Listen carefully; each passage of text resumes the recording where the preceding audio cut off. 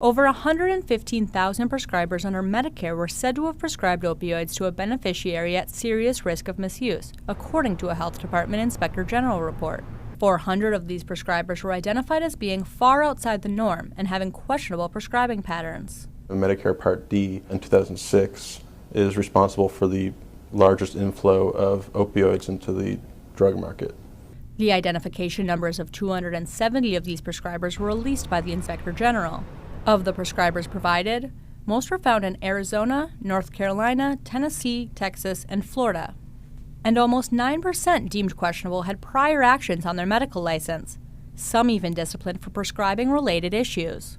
For example, one doctor on the list had been reprimanded by the state medical board several times since 2002 for mistreating and prescribing issues. My worry is that if we focus too heavily on the extreme cases, we'll miss out on the fact that there's a pervasive and systemic problem in how we're prescribing opioids.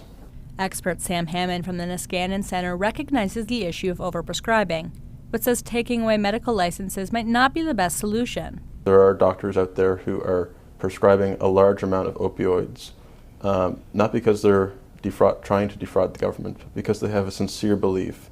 Stripping these doctors of their licenses could go a step too far. And U.S. Representative Danny Davis agrees. You wouldn't want to see all of that training and all of that potential go to waste if it can be salvaged.